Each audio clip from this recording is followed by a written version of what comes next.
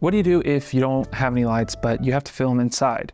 There's plenty of stuff out there about how to film outside with no lighting, but what do you do inside? Well, I don't claim to have this all figured out, but I have done a handful of shoots recently where I didn't use any lighting and it was all indoors. And so in this video, I'm gonna talk about 3 different things that I think are best practices, things that I try to do for every shoot that's indoors without lights. And to illustrate that, I'm going to talk about a recent shoot that I did for a band called Joan. And at the end, we're also gonna go through the gear I used for that shoot and the color grade process. So when you're filming indoors, you're gonna need to gravitate towards your natural light. Like I am right here. I literally have a window right here, and that is what's lighting me. So with this shot that we're gonna look at first, as you can see, we've got some nice natural lighting right here, and this is diffused from a curtain, which is creating our main key. But then we've actually got these windows in the background here, and those are what is giving us this nice little kicker light. Maybe eventually I'll learn how to spell. That is how we're getting the lighting on this kind of portrait type shot right here. Now, you've got a nice vignette along the edges. Yeah, I think that's the first thing that you need to think about. When it comes to natural light, how are you going to shape it or position your subject in the right location in the scene to be able to use the light that's already there to produce the types of sources that you're looking for, i.e.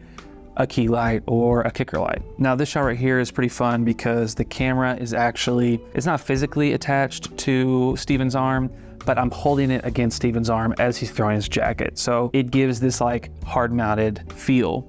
But the nice thing about this shot is we have these curtains right over here, which of course is producing a nice diffused natural light. Different curtains are gonna give different types of diffusion, and I would say these curtains are a fairly thin diffusion, so that is something you probably wanna think about as you're using indoor natural light. Something else that you should think about when you're working with natural light is where is the direction of the light coming from? So in this frame, we can see a pretty distinct shadow right here because our camera is shadow side.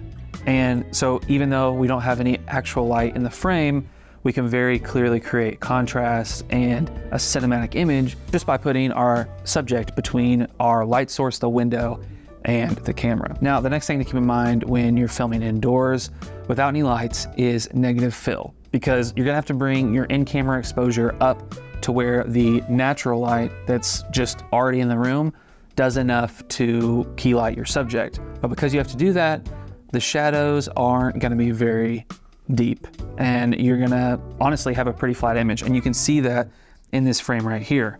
We need negative fill down this side. We don't have it.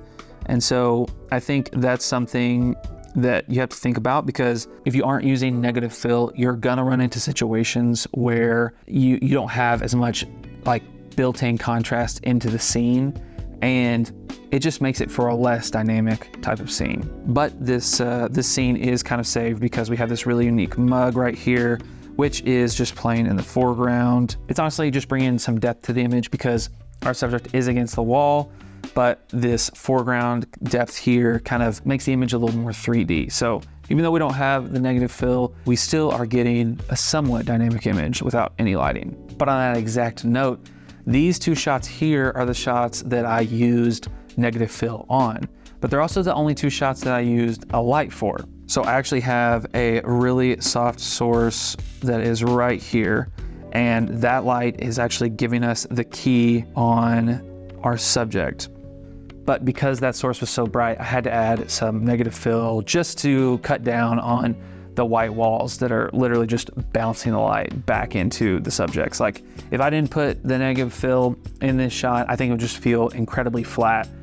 This isn't my favorite shot of the whole video, but I will say it's helped by the negative fill. And if you actually look at this shot here, you can literally see that negative fill right there in the corner. I mean, it's just right there. But honestly, that's okay. It was a quick shot, and it worked out. And last but not least, when you're shooting indoors with just natural light, I touched on this at the beginning, but it's super important to actually choose where you're gonna shoot. Find the best location in that space. And what I mean by that is, if you don't have any lights, don't go shoot in a closet, right? Don't go shoot in a room that has no or very little windows. If you look at all of these shots, all of the action is happening near the windows. And it's because those windows are there that you're actually able to get a reasonable light source out of the scene. I would say this shot in particular is probably the main one where you're not getting a ton of natural light. You still have some natural light. You still have actually a practical right here, which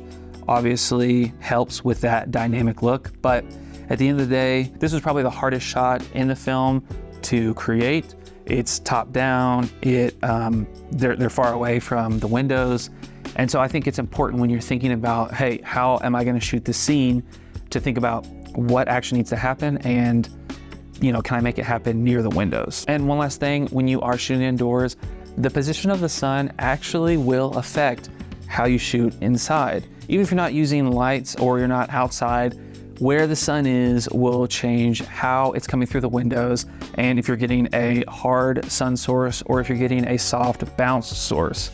And that's important to think about when you're shooting indoors. But lastly, I've made you wait long enough. The gear for this shoot is incredibly simple, especially since we're not using any lights. For the one lighting source we did use, I used a Amaran 300C with the umbrella that I talked about in one of my previous videos, linked right here or here, or I don't know which. And then the camera was the X-H2S, which is what I'm filming on right now, and the 7 Artisans 12mm, again with that variable ND. I think it's a really fun setup to shoot on, so I probably need to make an X-H2S review here pretty soon because I've used it for over a year. But lastly, the grade. Everything was graded with FilmVision V2. If you want to see my thoughts on that particular power grade and just film emulation as a whole, then I've also linked it right here.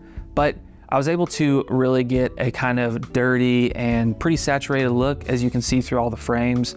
And I think, honestly, the grade is what saved this project, because coming out of camera, the images, they weren't anything to write home about. They may have been a unique wide angle look.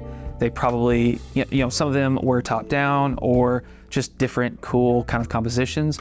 But overall, that's pretty much that. Like, there wasn't much more to it than that. And so I think the last thing to think about if you are filming indoors without lights is, like, don't forget to really dive into the grade and try and create a cinematic image there, because that helps a ton. I've recently been doing a thing where I break down my lighting setup for these videos and just how I'm shooting these videos. So here is that for you. Basically, we have the Fuji X-H2S with the 16-55 zoom lens, got that autofocus.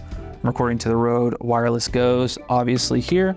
Got the natural light right here and a little lamp right here that's basically giving me a little kicker, fun plant.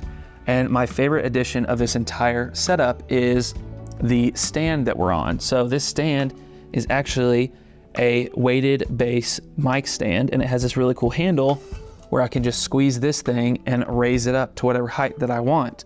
So if I wanted to, I could basically record standing up, and I can just easily move this around the entire room.